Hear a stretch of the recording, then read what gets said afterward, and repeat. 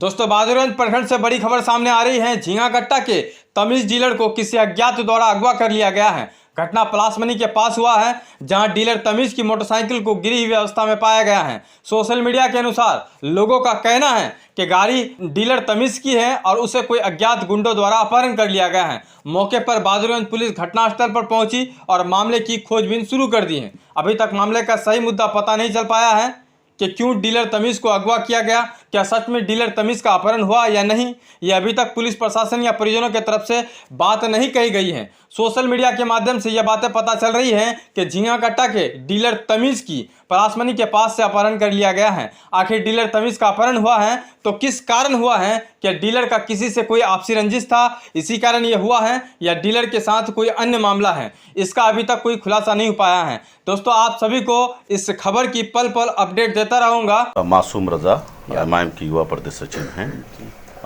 तो सर, ये जो मामला हुआ ये कैसे हुआ, इसके बारे में कुछ? ये तो खैर अल्लाह ही जाने, तो वही कह पाएंगे। लेकिन घर वालों को शक है, चूँकि मकई वगैरह का कारोबारी थे, इसी वजह कर शायद उनको लगा होगा किडनैपर को कि काफ़ी रकम इनके पास होगी, जिनके वजह कर इनको किडनैप किया गया है। एक बार शायद फ़ोन भी उठाया है।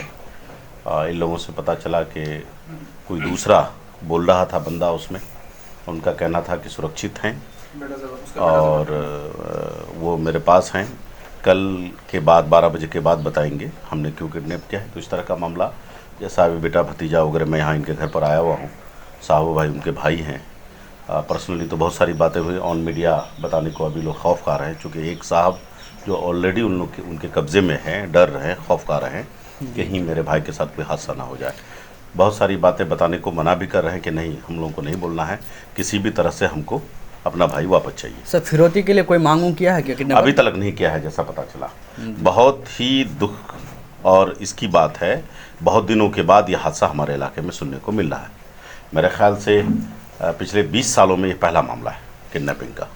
तो सर, पुलिस उसकी कोई छानबीन किया या कुछ पता चला पुलिस के? रात को ही सारा मामला आवेदन वगैरह लिख कर दिया गया है। लोकेशन पर लोग बैठे हुए हैं, प्रशासन के लोग इन लोगों से भी अपने अंदाज में पूछताछ उन लोगों का किया है। हम लोग इस्तकबाल करते हैं। एसपी साहब से गुजारिश है, ख़ासतौर से किशनगंज और अररिया, चूँकि हमें पता चला कि इन्हीं लोगों में अभी बातचीत चल रही थी कि रात को लेकर के इन लोगों को शक है कि कहीं अररिया साइड ना भाग गया हो। सर, उनका कोई आपसी दुश्मनी था क्या किसी के साथ? ऐसा तो पता नहीं चल रहा है। अभी हम लोगों ने पूछा, किसी से कोई दुश्मनी नहीं थी। वो एक समाज में गणमान्य व्यक्ति थे, लोगों से मेल मिलाप अच्छा था और उनका किसी से कोई अदावत तो नहीं थी। ऐसा कुछ पता नहीं चल रहा है। फिर अंदरूनी कोई बात अगर होगी तो नहीं मालूम जी। जहाँ तक रही बात है, प्रशासन से मेरी गुजारिश है, सब जगह CCTV लगी हैं, सारी जगह पुलिस प्रशासन है, चेकिंग है, इसको तुरंत मुस्तैदी के साथ इन्हें बरामद करानी चाहिए। सर, ये वारदात एक्चुअली हुआ कहाँ था, उसका लाइव लोकेशन क्या था वहाँ का? यहाँ बराबर में एक स्कूल है, मदरसा है, जो उनके घर और बहादुरी के बीच अंडर 1.5 किलोमीटर का फासला है, जो इस गांव से पूरब है।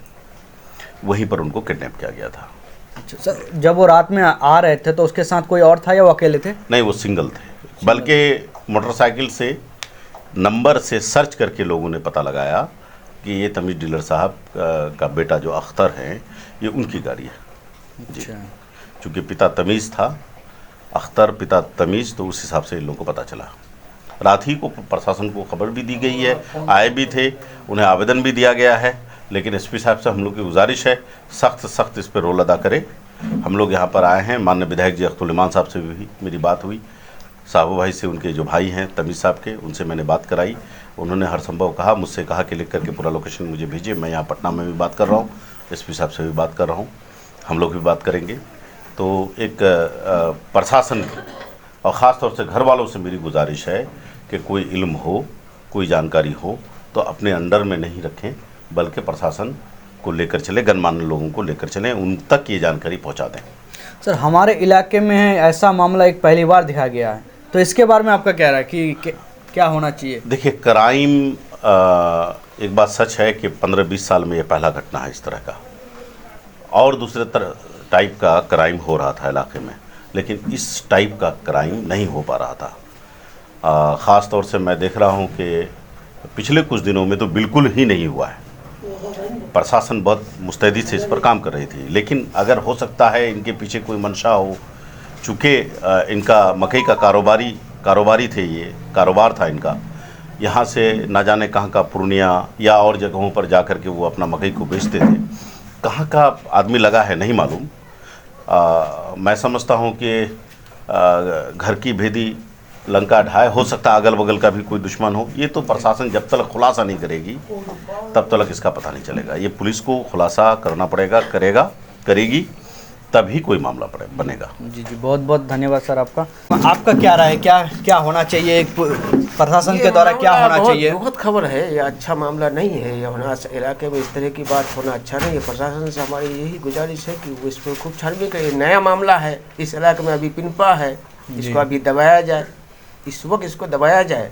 पहला मामला है, मेरी जानकारी के एतबार से प्रशासन से गुजारिश है हमारी कि वो जिस तरह से भी हो इस मामले को दबाए, छानबीन करके इस मामले का तहकीक करे।